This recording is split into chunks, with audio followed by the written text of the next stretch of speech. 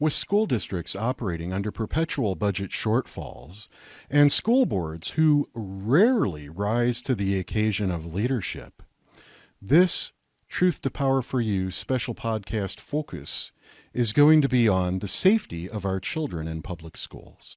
Oftentimes we find that items related to student health and safety, sexual assault, violence, asbestos, lead in water, mold, end up being covered up. The information is withheld from our community, our leaders, and our parents, not to mention academics themselves, by the non-academic arms of CMS. I am joined in this episode by Mr. Juanrique Hall.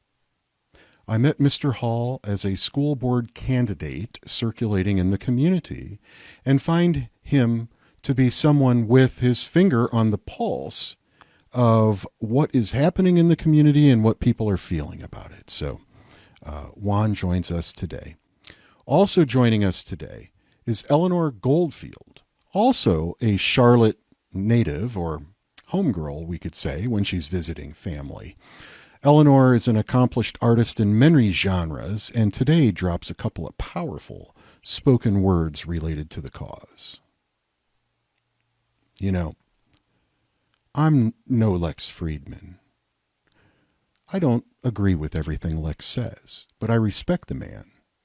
And I would like to make a call to all in the community, Democrat, Republican, gay, straight, trans, cis, whoever. Can we all just have a little respect for each other and break down these polarizing barriers that are artificially being fed to us? We are all one people. And when children are involved, Truth to Power for You recognizes no partisanship whatsoever. Here's our podcast focused on violence in our schools. Are our kids safe at school today? Welcome, Juan. Thanks for coming out. How you doing? All right. All right. Hey, let's take a look at a quick news clip, Okay. And then we'll come back and get to it. All right, let's do that. The family of a Charlotte High School student are demanding a thorough investigation into an alleged attack that they are calling a hate crime. We first told you about it at the top of the hour. Started like 10 days ago, and he was eyeballing her, and he was trying to, in a way, intimidate her. And then it started calling her words, and it led to this.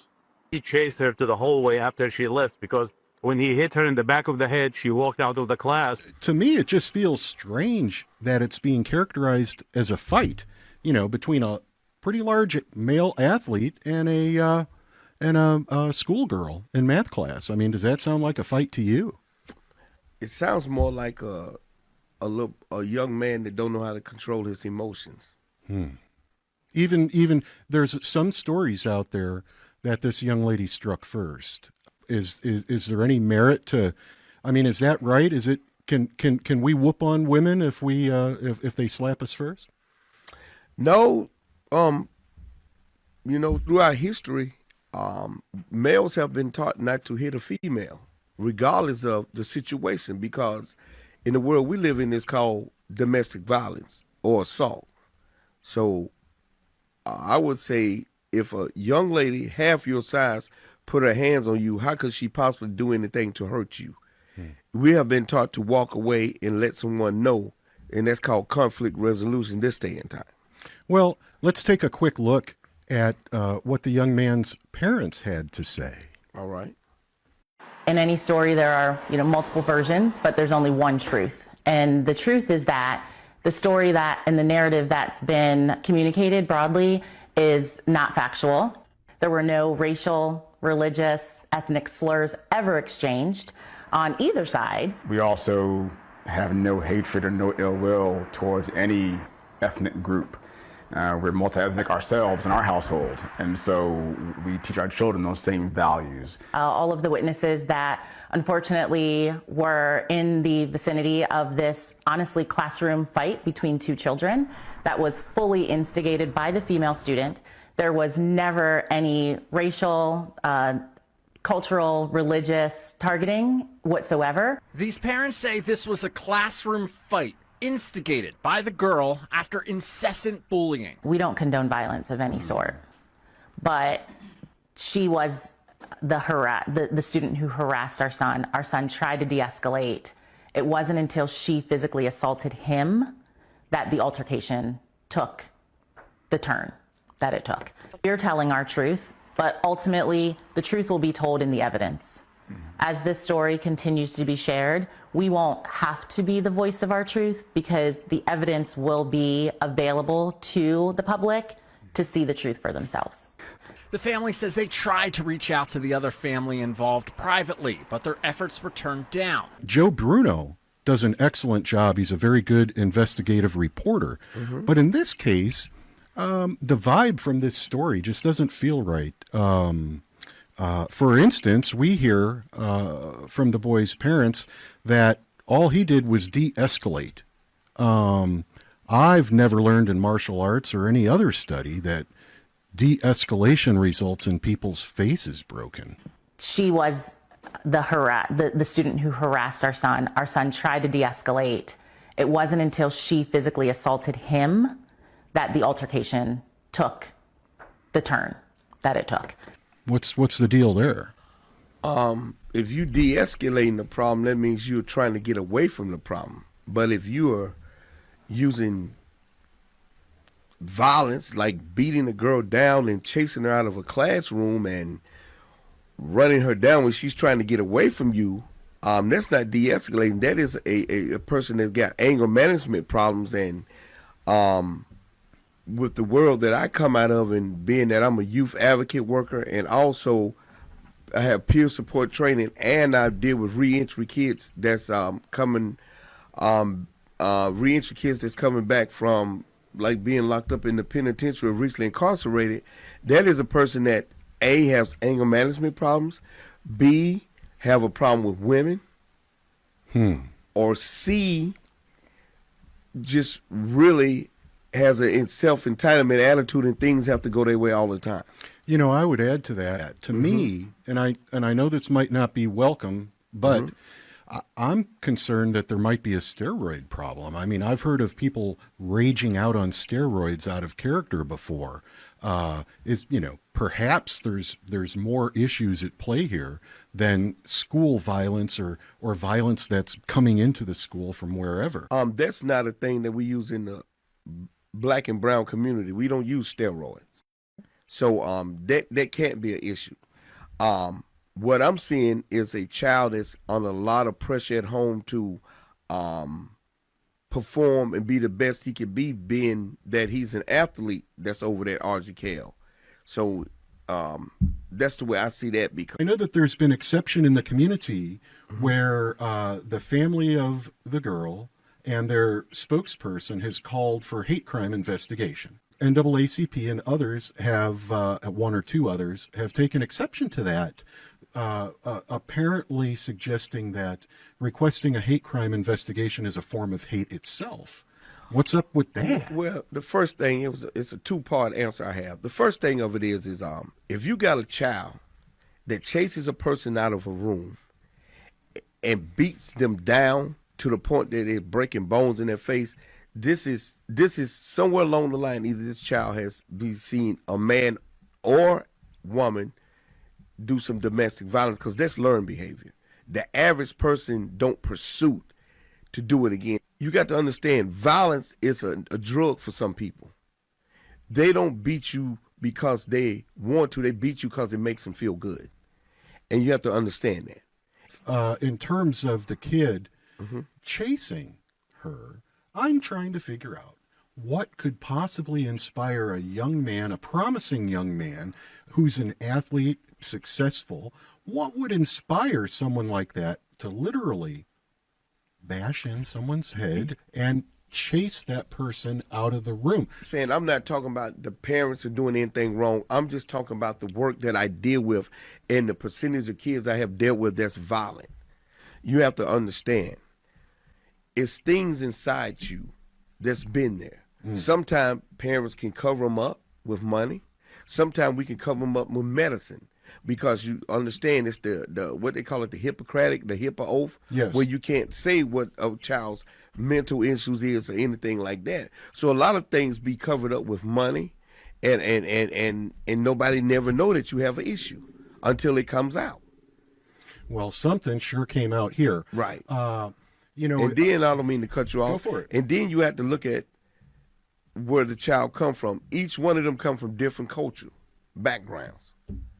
So now we got a girl that come from a different cultural background and a male that come from a different cultural background. So we don't know what she's been taught in her household how to deal with a man, and we don't know how he's taught to deal with anything, because when you got a person that's really that violent, this has got to do something with a mental imbalance. He's a violent person, period. we hear in the Joe Bruno story the mom very clearly saying that her son de-escalated. She was the student who harassed our son. Our son tried to de-escalate. It wasn't until she physically assaulted him that the altercation took the turn that it took. Martial arts is a thing to teach you patience. Self-defense is defending yourself.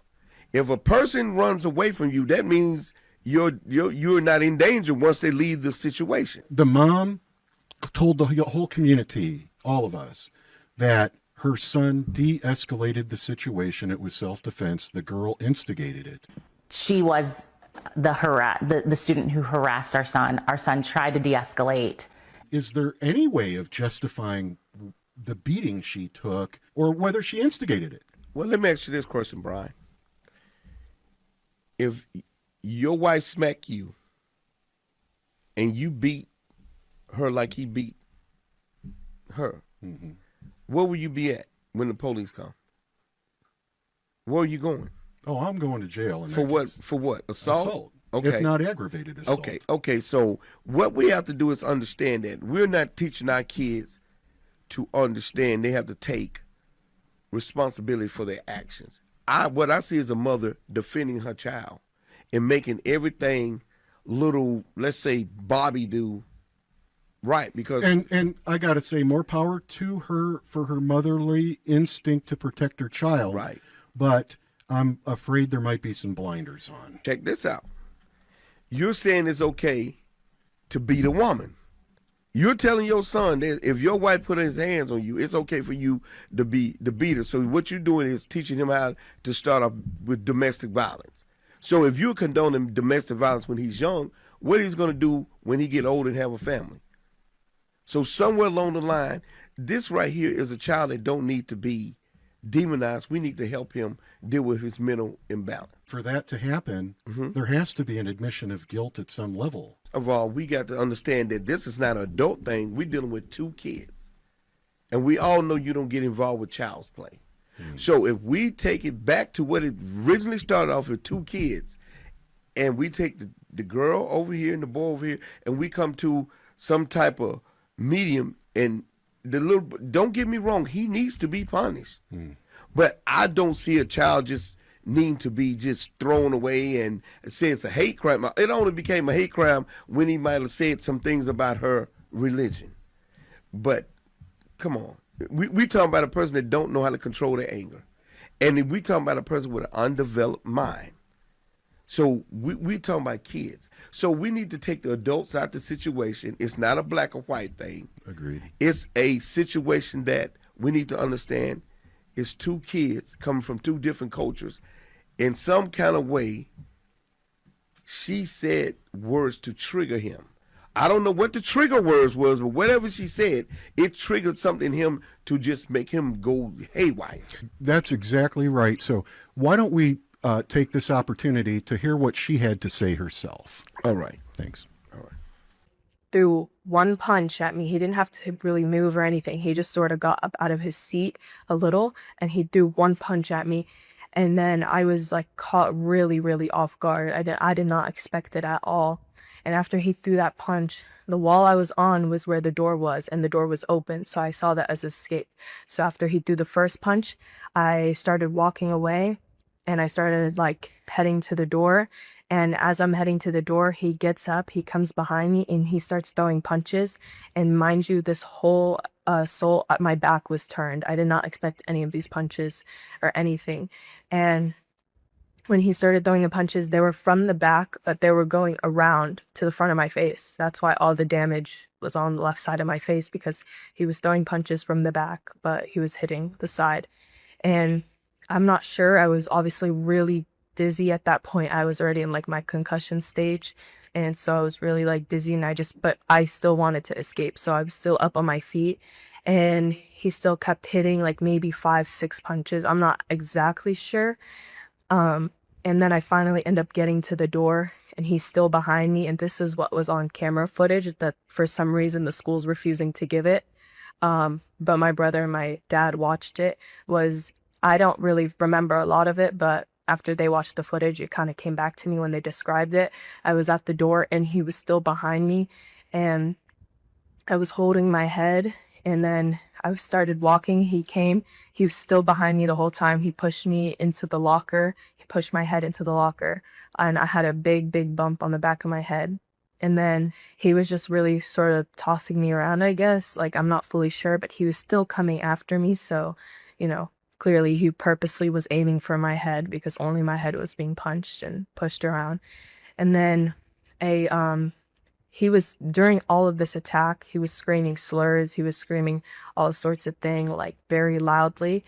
And a teacher that was like in front of my class, all the way to the left, like she's that wall that's in front of my class to the left, I had realized she opened the door, and by then I was already in front of her door from all the like hitting and stuff and trying to escape. And so she peeks her head out, and I just ended up grabbing her shoulder, and all I said was, "I think I have a concussion," and he's still screaming. And then at that point, on the camera footage, they saw my math teacher come out and just wrap his arm around his shoulder like a side hug and just walk him away. That's all. And then an administrator, every hall and floor usually has an office, and the administrator's in it. And I remembered, and so he sort of was walking towards me, I think maybe, and I had saw his office, so I had immediately went into there. A student was in there. He looked at me like really terrified, and how much it hurt, like the assault, it hurt so much that I didn't know what damage was done. I didn't expect it till I realized. I looked at my hand, and I just saw blood everywhere. To hear the story And the pictures. and the photos And the photos. are devastating. Right. I just can't see how anyone can say this is the outcome of de-escalation in our Ardrey Kell High School math class. Right. Where was the teacher? I mean, who should have helped this woman? Well, the first thing I didn't hear, Brian, I didn't hear a teacher I didn't hear her saying the teacher called for help. No, not at all. I didn't hear her saying a CSA or either BMT showed up to the classroom to help her. And BMT is? A behavior modification technician. Which, if you're in a Title I school, you have a lot of them around. It's like when you change classes, they're all in the hallways to keep the violence down. But I don't think Ardrey Kell has that.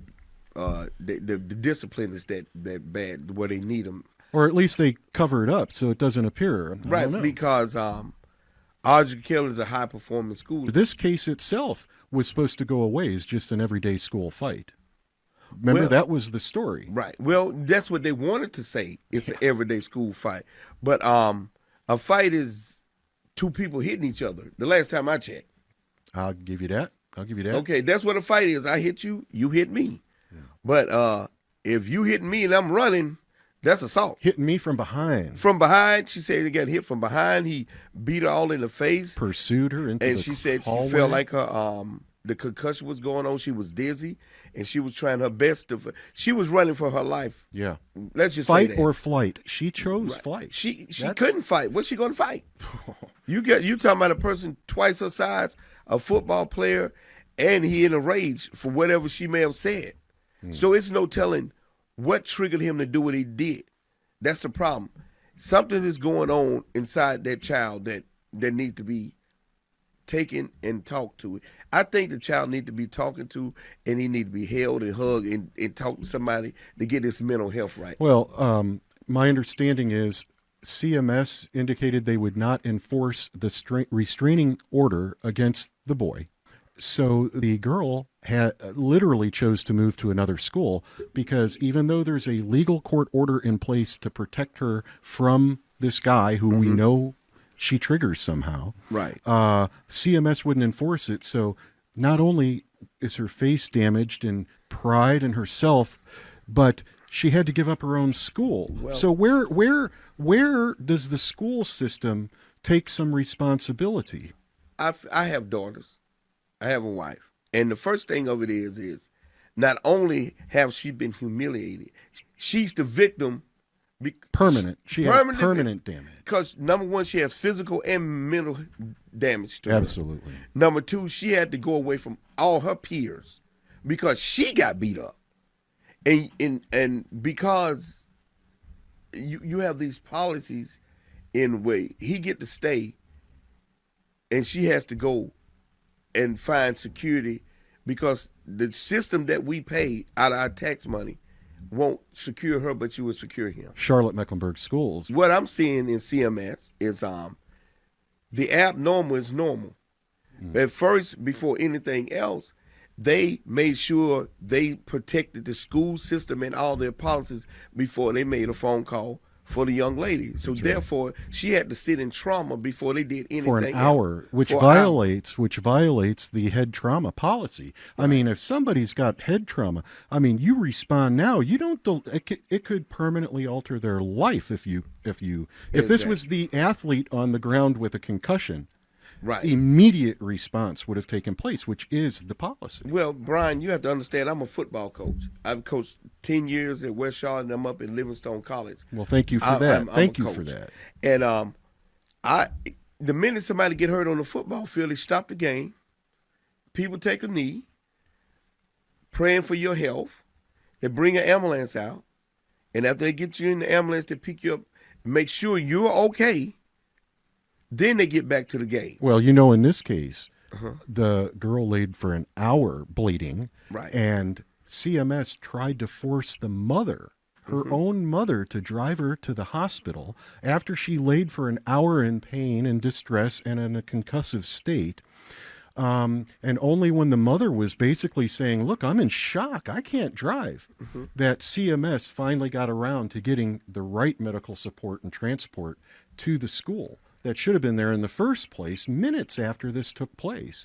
Well, Brian, I'll say this here. Anytime you call EMS, it goes to the news, it goes to the police station, it goes everywhere. So if you call EMS to a school, what happens? It goes directly to the news coming out to check and see what's going on.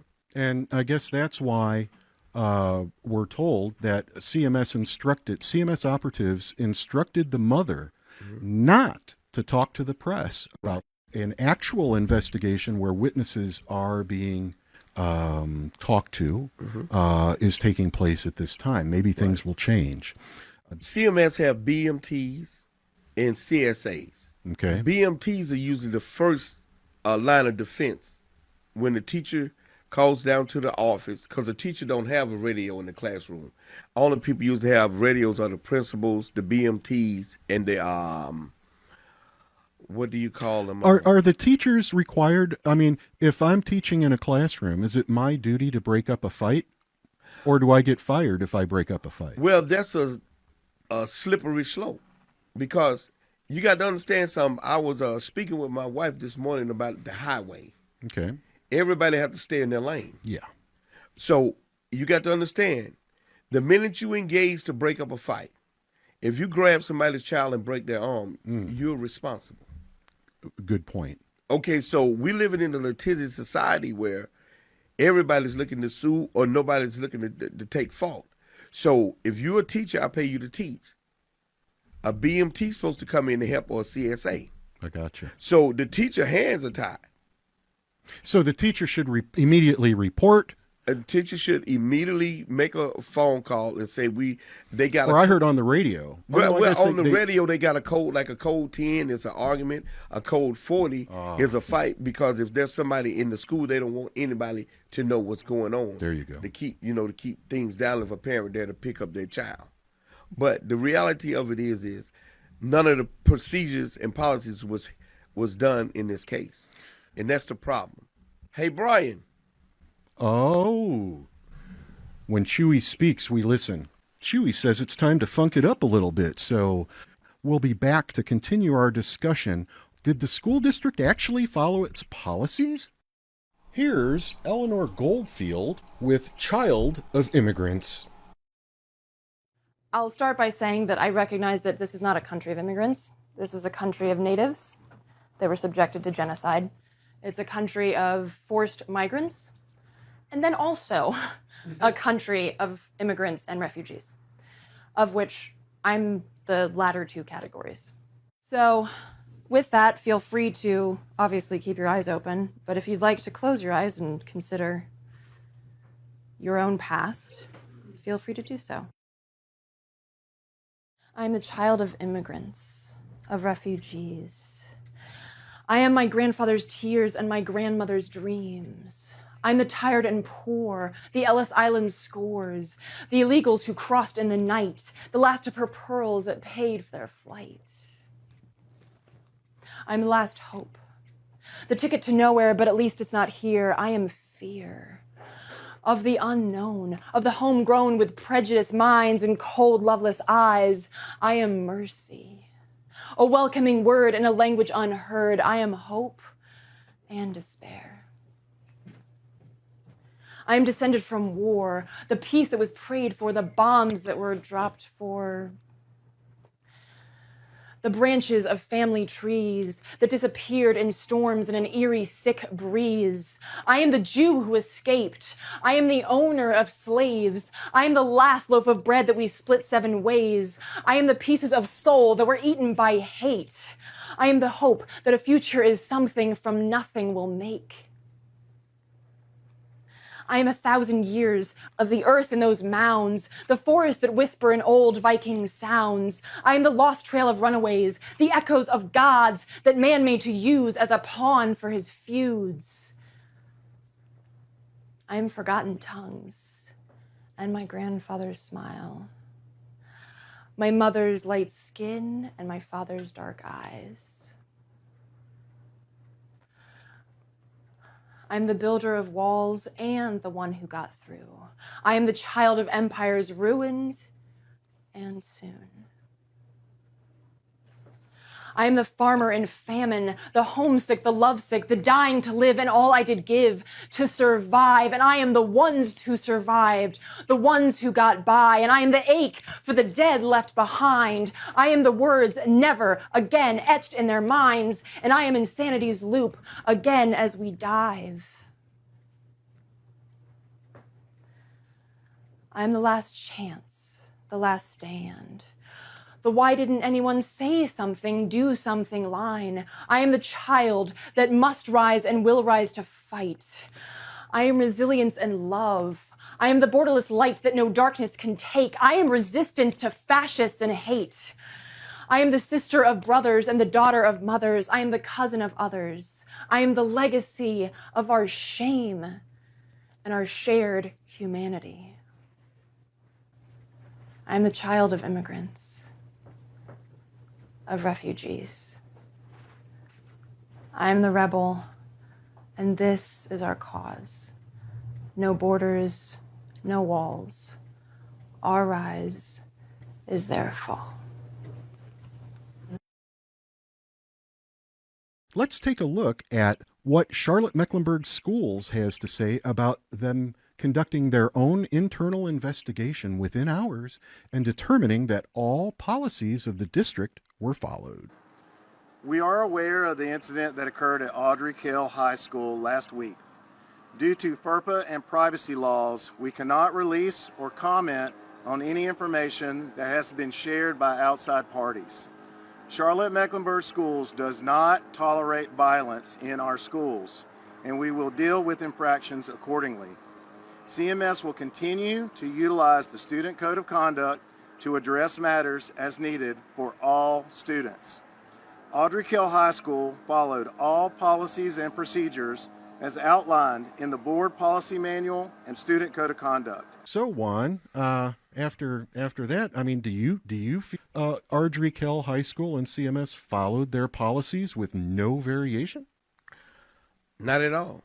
I don't feel that they followed none of their policies, because if they had adhered to their own policies, they would have had, the first thing of it is the teacher would have called to get the girl some line of defense, because she needed someone to get the guy off of her, and none of that happened.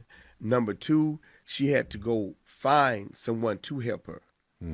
And when she did find someone to help, they took forever to call to get her some help. The child could have had an aneurysm. She could have died.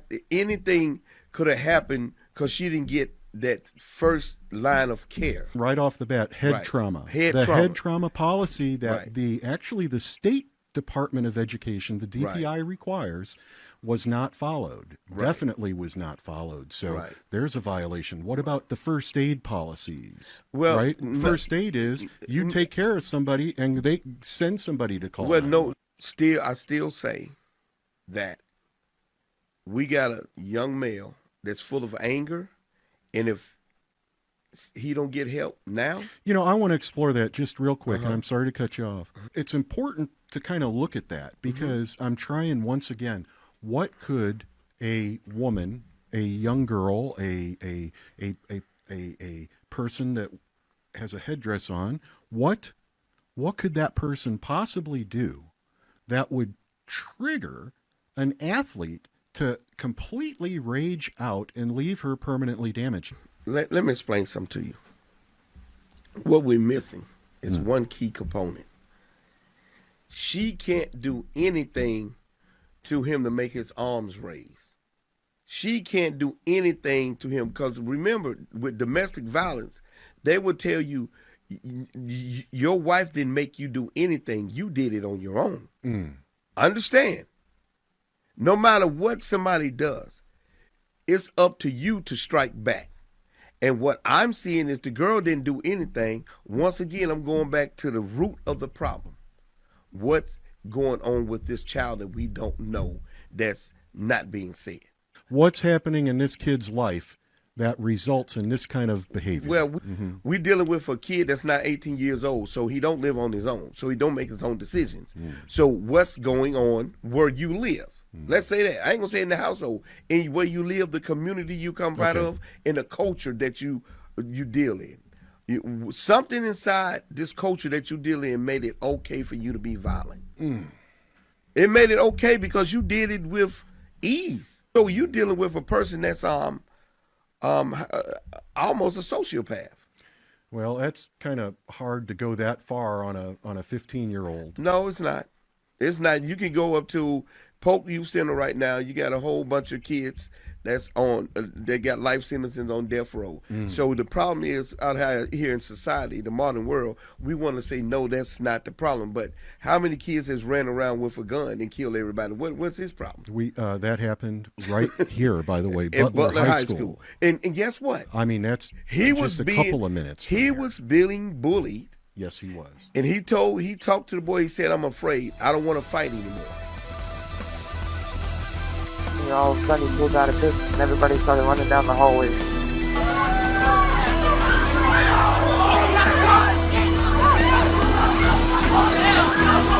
I know one kid got trampled because I tripped over her.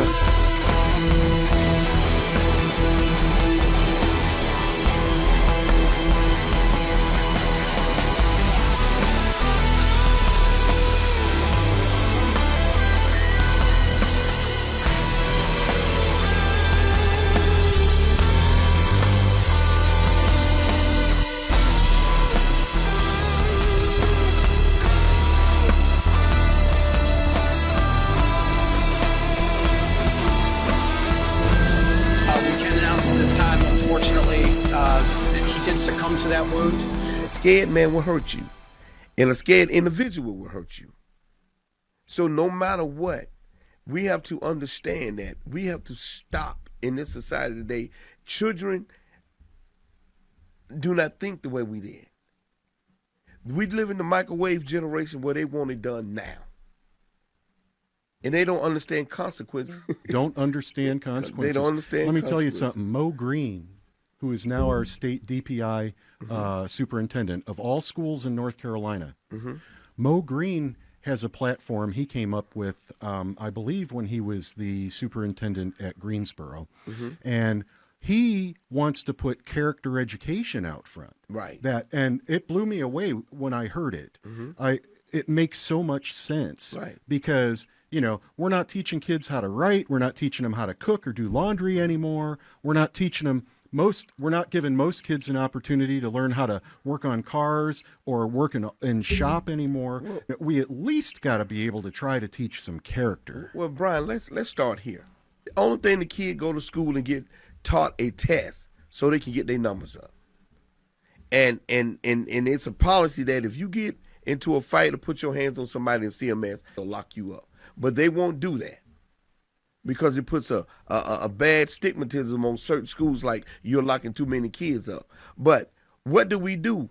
If we don't do it, then we got this situation at Ardrey Kell. I think that's probably the pressure at Ardrey Kell. It's supposed to be the upper crust. It's supposed to be the money corner one. Right. That's why they don't have BMTs readily available or CSAs where you can see them. Because if you do, then they want to say, well, you making it feel like my child is going to school in a penitentiary or jail. So you can't have that stigmatism or that look. Well, I'll tell you, I think that this is an example of when the superintendent of schools should be held accountable with all the violence that's going on. And in the specific case we're talking about, her apparent not following her own responsibilities, having hearings, helping the girl to be able to stay in her own school, to me, suggests we got a lot of work to do. Dr. Hill, why is Charlotte-Mecklenburg Schools unwilling to answer our questions about student safety? Dr. Hill, your staff has refused to answer questions about student safety, about students being dropped off school buses, bleeding from the mouth, why there isn't a policy for bus drivers to call 911 or to get help when students have been injured on the school bus. You won't talk about ongoing investigations regarding possible violations of Title IX. Should parents feel like Charlotte-Mecklenburg Schools cares about student safety? Why won't you answer our questions, Dr. Hill? What message do you think you're sending to parents by being silent? Dr. Hill, do you not have anything to say? Chris, I think you're saying over here. We've been trying to get in touch with you and your colleagues on the school board, and neither you nor any of them have responded to us. And so I'm hoping that we can ask you some questions. Later on, I've got to get this. Well, when is later, ma'am? Yes. Ma'am, why aren't you willing to answer our questions? Mr. Rankin? Mr. Rankin? Yeah, what's up? Hey, Nick Oxner, WBTV. I've been emailing you and every other member of the school board trying to ask more questions about student safety at Charlotte-Mecklenburg Schools. Why are none of you willing to answer any of our questions? I'm not sure about that, but I think we responded. And you did. You received a communication that you received from the district. So. And I've sent you additional emails since then, sir. And we're trying to ask about student. Sir, it's a public building. Okay, that's fine. We're trying to ask you issues about student safety, and we're wondering why neither you nor any member of the school board is willing to answer questions that parents have about whether their students are safe for their schools. Students are safe for their schools. Safe for their schools. Safe for their schools. A WBTV investigation is asking a simple question. Are students safe in Charlotte-Mecklenburg Schools? No, absolutely not. No, I don't think any child is safe in Charlotte-Mecklenburg Schools. That's supposed to be her safe place. This mother was the second mother of a 5-year-old CMS student who called for help after her daughter reported being sexually assaulted. Well, on the defense of the superintendent and the school board. All right. Okay, I'm not a fan of neither one of them, but I can say that I don't think there's no adult up there that wants to see a child hurt. Because Agreed. they all have things, and they can't control what somebody's But child. if their head's buried in the sand. I don't think their head's buried in the sand. I think their hands are tied up, and they have to do. By who? I mean, you ran for the office. Who was going to tie your hands? Well, nobody's going to tie my hands because I won't have them tied. I'm going to speak. Well, I just remember when me and you sat in the candidate forum. Right. And the board chair was told what she could and could not say. Exactly. And you walked out of that meeting. Because I did. You, as a candidate, you weren't talking about a case. You were asking about the law and the rules. Right. And I'll tell you specifically. Mm-hmm. I remember you asking why CMS doesn't provide some kind of help to parents whose children are accused of something. Right. Like, not a defense attorney. A youth advocate worker or somebody to support that can explain the policies to them, because half of the time, if you're dealing with a Title IX school or Title I, that they don't understand. And you're talking over their head with words. But if you had a youth advocate worker, to come in and stand in with them and they can understand what's going on and explain to the parent, then it would be better. But if you keep it to where a person do not understand, then you don't have to deal with them. Well, like in this case, the girl was suspended for 10 days for being beat up. She had to move away from her school. Right. No school board member contacted the family, and there's been no human side of this. The school board apparently is under some belief that once they're elected, that it's a conflict of interest to engage with the community. I wish one of those folks would have reached out to the family. The thing of it is, Brian, being that we're not dealing with humanity, we're dealing with policies. There's no feelings on that piece of paper with a period on the end of it. Nobody cares about your feelings this day and time. It's all about policies and procedures that aren't followed, and people not enforcing.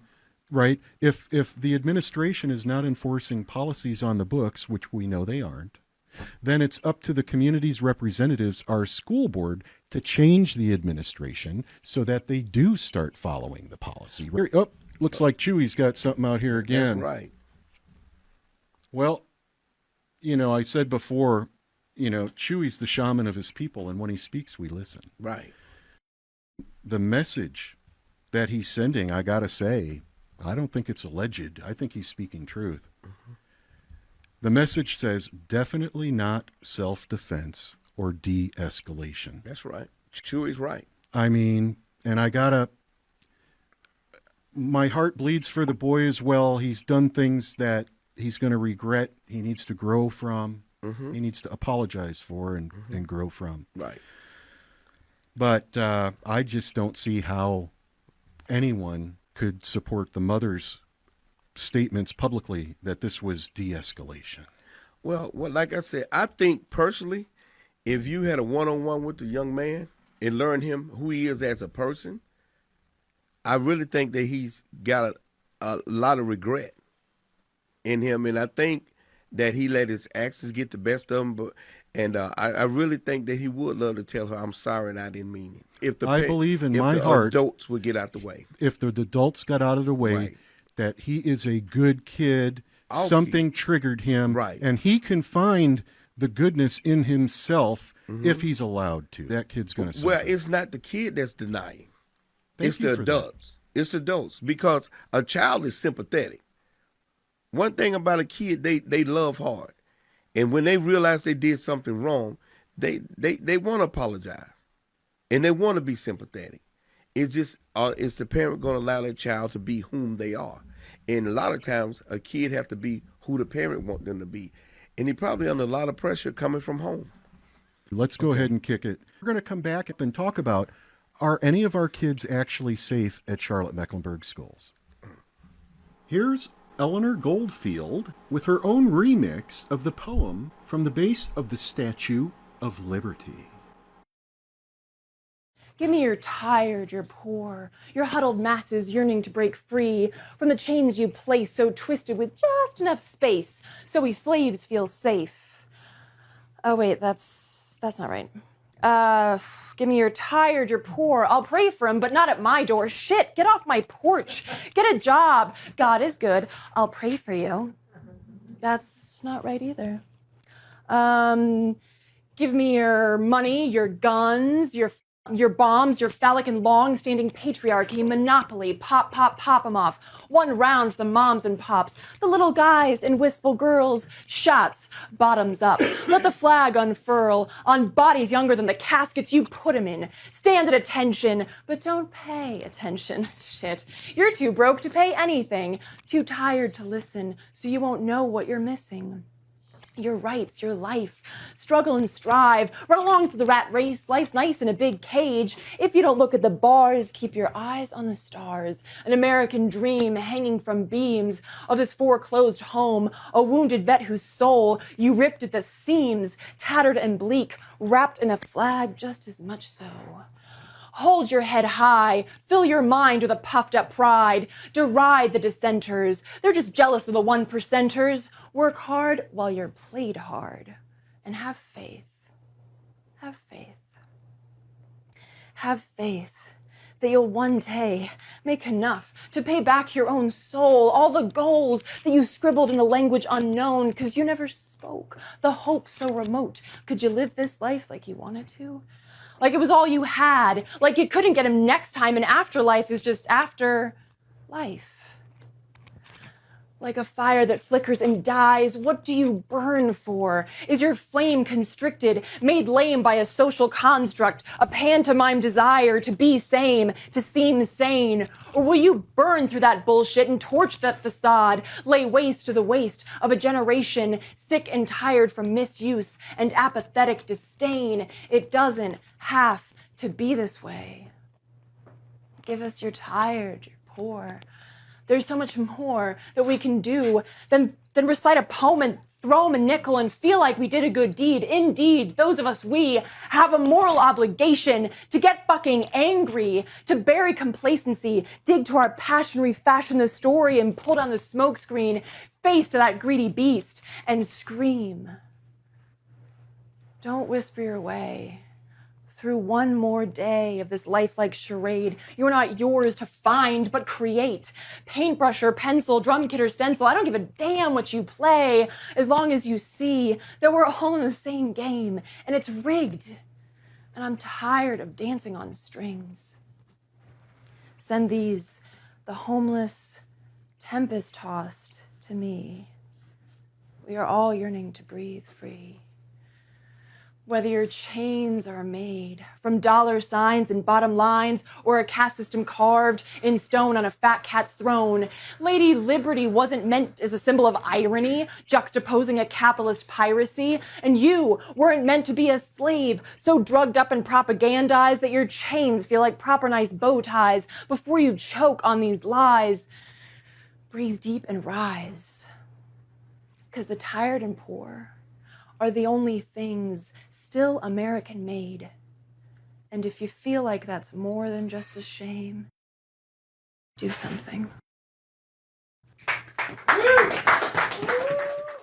You know, we're supposed to be a melting pot of ideas, but right now we're turning into a boiling stew. I really question whether my own kids are safe at school. I mean, we had a child murdered, 6 minutes from the house here in Charlotte. We've had numerous fights.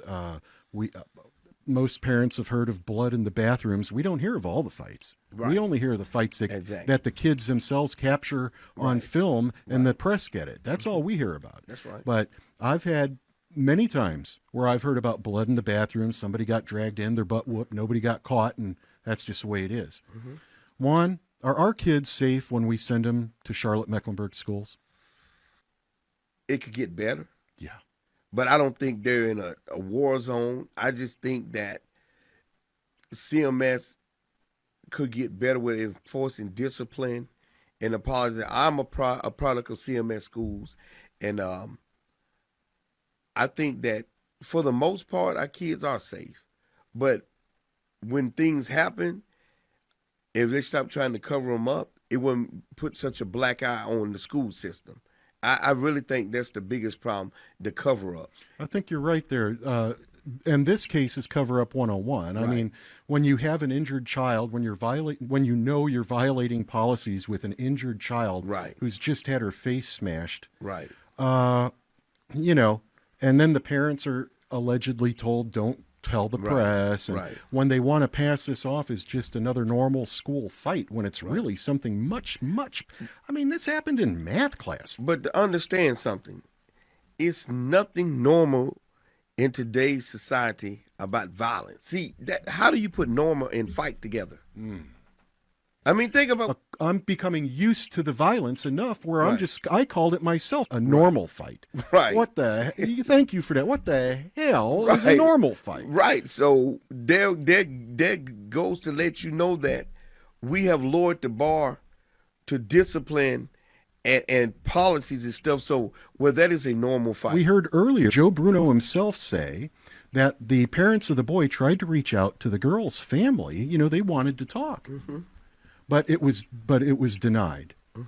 Here's a film of the parents' representative, Corinne Mack, explaining why it was denied, and it wasn't by the family. BJ and myself said, there's no need for the meeting if you, in fact, were going to bring family members into the room. There you go. The parents say their gesture to the girl's family was turned down. I don't know if they knew it was their own representative who turned it down or not, but she volunteered that at her press conference. In closing, I maintain that, to me, the best possible action is not denial, is not going after racial stories and things like that. The best resolution is for a private, this doesn't have to be public, a private apology to allow this man to begin healing. Without an apology, to me, there is nothing a small woman could do in math class that would warrant a beating and a permanent disfiguration of her body. Nothing. I say, apologize, reach out, apologize, and start to heal yourself. Well, I say, adults, get out the way. I say, allow the families, more so the kids, to be able to express themselves without the family saying anything and back behind the kids posturing and everything. Just allow the kids to work out whatever issue it is. And you need a mediator there. See, we need a mediation between the two kids. It could be somebody, just anybody. It could be another student. And what they need to do is just they both feel safe. Right. But he needs to say his truth. Regardless of what anybody got to say, he got his truth. You. That's powerful. His truth. Yes. And she lives within her truth. And once we hear her story, his story, then we get the story. We don't need Corinne Mack. What are you here for? We don't need nobody else. This is about two kids coming from two different cultures, and somehow the cultures has clashed. But let's not make it a black or white thing. Let's make it for the kids, especially the young man. Let's make it a mental health healing thing, and so he won't be the next person doing domestic violence. Right on. And that's just the way I look at it. It done took its own life now, and it's got nothing to do with black or white. Right. It wasn't black or white in the beginning. Right. Because we thought it was somebody of a different nationality until we found out it was somebody of a different nationality. So what I say is the kids need to have a mediation, come together. She don't have to see him anymore. He don't have to see her anymore. We need to hear his truth and how he feels, her truth and how he feels, and the family's And truth. when you say we, you're not meaning me and you or the community. No. This is private. Private, like the families. For their own healing. For their own healing. The community has nothing to do with this. At the end of the day, these kids got to go home with their family. What the community care? This is all about people trying to grandstand and get their 5 minutes of fame. Well, the only thing is the community cares about the administration of our school district, our tax dollars, and how people paid over $100,000 a year operate our school district. With our children, in some cases, coming home permanently disfigured. Right, and that is not. Let's be for real. That is not why we send our kids to school. We send them to a safe environment. That's why we have BMTs, CSAs, and we got school resource officers. She never once said, I mean, we could keep going on and on. But there's a lot of things that didn't get implemented that day that I think everybody regrets at this moment. You got to teach your children how to handle these situations, whatever way you see. Well, I will say this here. To all the kids out there that's going to hear this and the parents that's going to hear this. We got to get out of the society of saying snitching. Because somebody can lose their life or be laying on the bathroom floor somewhere and hurt because nobody wanted to tell that it was a fight in the bathroom and somebody hit their head and they're laying there on the floor. We have to get compassion back in our kids. And the biggest thing is we trying to make them live up to a street law and street credit that we don't live up to ourselves. There's one more from Chewy. Didn't expect that. Chewy got a lot to say today. Chewy says, you believe in truth to power for you, truth to power for me, truth to power for everybody. Right. And I just want to get you this truth to power for you hat. Thank you. There's not many of them out there, but when you're reporting for the people, please feel free to wear it anytime. You're clearly somebody who can help bring a level head and a good perspective to what's happening in our community. Hey. Thank you, Brian. People thought they were off their rockers. They'd never get that airplane off the ground. Till one morning out in Kitty Hawk in that Carolina sky, she flew 12 seconds before she came back down. Then people thought the sky was the limit, that going to the moon could not be done. But when the Eagle landed, that brave space cowboy took one small step and proved everybody wrong. Out there, dancing on a wire, out there, running through the fire. They ain't afraid to fall, they live to risk it all. If you're gonna do a lot, then you gotta be a little out there. A seamstress from Montgomery, Alabama, stayed seated on a bus and took a stand. That brazen little move caused a revolution. She broke every boundary when she wouldn't budge an inch. So if you think that you won't make a difference, that what you're trying to prove is too bizarre, remember it's the dreamers, the do-or-die believers that march right into history just being who they are. Out there, dancing on a wire, out there, running through the fire. They ain't afraid to fall, they live to risk it all. If you're gonna do a lot, then you gotta be a little out there.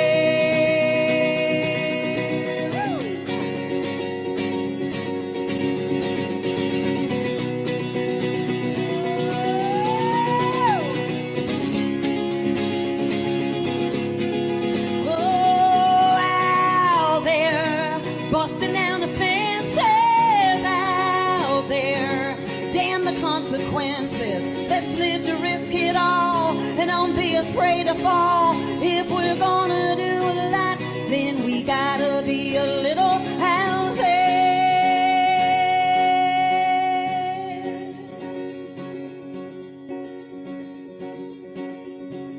People thought they were off their rocker. Nice. Woo. Thank you.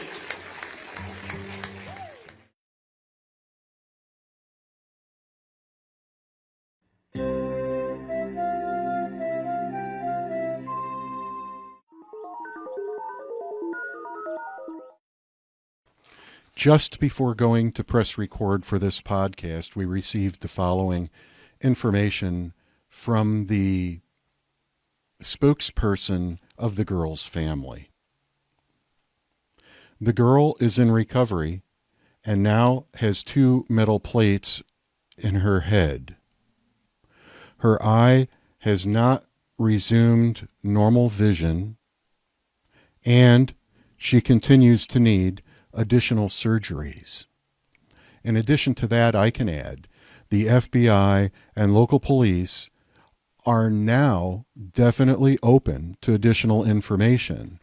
A investigation has begun, and for the first time, several weeks out, but an actual investigation is taking place with witnesses being interviewed. So things could change. Oftentimes,